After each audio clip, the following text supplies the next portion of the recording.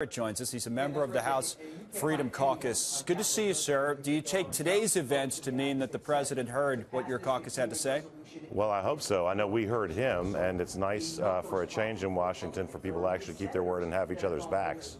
What's in a name? A lot was made last hour of the idea that the president said, hey, it doesn't necessarily have to be called a wall, and then to, use the term steel slats. I mean, does all that kind of thing matter? Would you be okay going back to your constituents and say, hey, we built the steel slats? I mean, does the name matter? Can you get rid of the name wall?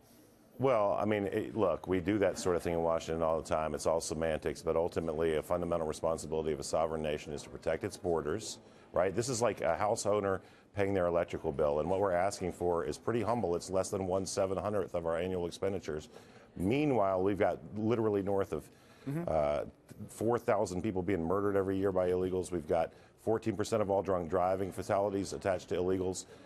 We've got $275 billion annually, local, state, and federal, that are expenses incurred by this country by people who flaunt our laws. But you think you're okay selling that politically? No, is that true? You can call it anything you want? Because the president used to be asked about that during the campaign. He says, no, it's not a fence, it's a wall. But you're saying that doesn't matter anymore. It's okay. Definitively, there's a difference. Definitively, there's a difference between a fence and a wall. I think a steel slat is.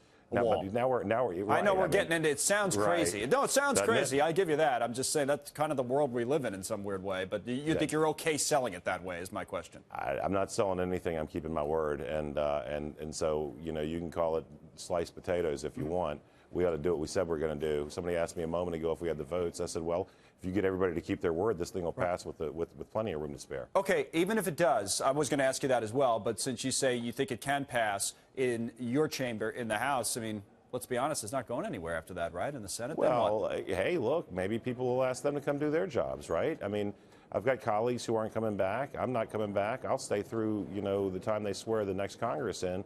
No, but even if they came back, they don't have the votes, I don't think, at least from what we're being told. Isn't that the case? Let's put people on the record for a change, right? I don't know what the fear is amongst leadership on both sides of this building to lose a vote. How about giving people a chance to keep their word? Because what I'm disgusted with as a voter, not a member of Congress, is people who look me in the eyes and say something and then go to Washington and do another.